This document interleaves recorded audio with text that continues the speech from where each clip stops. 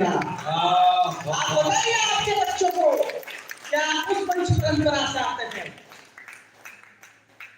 इसने कितने सारे देशों के नाम लिए, उससे 10 देशों के ज्यादा नाम मैं जानता हूं, लेकिन इन्होंने बताया कि समय कम है, इसलिए मैं एक देश का नाम लेता हूं। मित्रों, हीरामणि भाई, तुमने जितने देश बताए ना, तुमको शायद ये पता नहीं कि इन देशों को हटा दो, इस दुनिया में सबसे महंगी जमीन जो खरीदी थी वो दीवान टोडरमल ने सरहिंद में खरीदी थी। इसलिए खरीदी थी ताकि दशमेश गुरुओं के बच्चों का अंतिम संस्कार हो जाए। आप उस धनाढ्य परंपरा के लोग हो, आप उस धन कुबेर परंपरा के लोग हो, आप उस परंपरा के लोग हो। वो है सिकंदर, सिकंदर जो जग को जीतने चलते हैं तो सिकंदर बन जाते हैं। आपकी गुरु परंपरा वो है जो विकारों को जीतने चलती है तो दिगंबर बन जाती है। कमजोर है आपकी।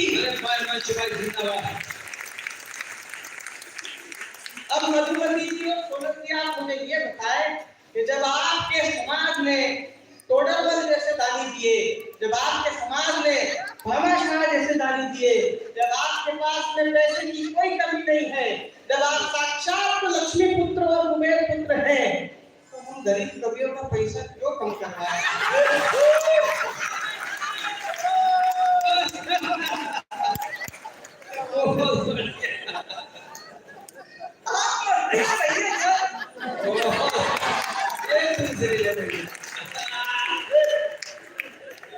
आप मस्ती में रहिए, बढ़िया आप बिल्कुल मस्ती में रहिए सर। तनाव जीवन में से आप तनाव हटाइए और ये मोबाइल छोड़कर संवाद कीजिए किसी से। हाथ से कहीं नहीं निकलता है। मैं पिछले दिनों अजमेर गया, आप किसी भी रेलवे स्टेशन बस स्टैंड पे उतरिए, एक ही बात सबसे ज्यादा टेंशन देते हैं ऑटो वाले, कहाँ जाना है? चलो छोड़ देते हैं। अरे कहीं तो जाओगे? चलो छोड़ देते हैं। अजमेर से मेरा दिमाग खराब हुआ, मैंने कहा चांद पे जाना है। उसने बोला चलो छोड़ देते हैं। मैं उसका कॉन्फिडेंस देख के समझ गया, मैंने कहा ये जैन नहीं हुई। मैंने बोला ठीक है, पैसे कितने लेगा? बोले 1350 करोड़। मैंने कहा वो इसरो वालों ने चंद्रयान छोड़ा 625 करोड़ में।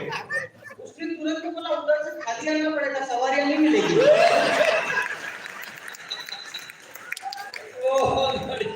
ये संवाद आप चालू रखिए, आपको हंसी आती रहेगी। मैं और मेरी घरवाली सगी, अभी इसकी शादी नहीं हुई ना, तो ये बीवी तक ही पहुंचा। शादी के बाद इसको मालूम पड़ेगा कि सास क्या होती है।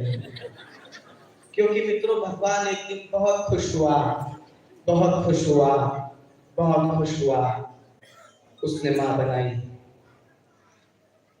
एक दिन शैतान खुश हुआ, उसने सास बनाई। 15 दिन के कवि सम्मेलन से थका हारा घर पहुंचा। आपको घर पे खाना परोसा जाता होगा, मुझे डाला जाता है। रात को 2:30 बजे आदरणीय मेरी घरवाली मेरे को खाना देती से, मैंने कहा यार ये सूखी सूखी रोटियां कैसे खाऊं यार, इस पे घी लगा के जैसी दी है वैसी खा लो। मुझे बहुत गुस्सा आया, मेरे हाथ में मोबाइल था, मैंने मोबाइल फेंक के मारा। उसके हाथ में बेलन था, उसने बेलन फेंक के मारा, मेरा सिर सूज गया। जयपुर से मुझे और भाई साहब को बेंगलोर जाना था प्रोग्राम में, तो बसंती भाई साहब ने देख के पूछा बोल क्या हुआ? मैंने कहा आपकी बहू ने मेरे को बेलन फेंक के मारा, मेरा सिर सूज गया भाई साहब। भाई साहब का जवाब आपको समझ में आए तो फिर तालियां मारता हूँ। भाई साहब तुरंत बोले तो इस पे घी लगा।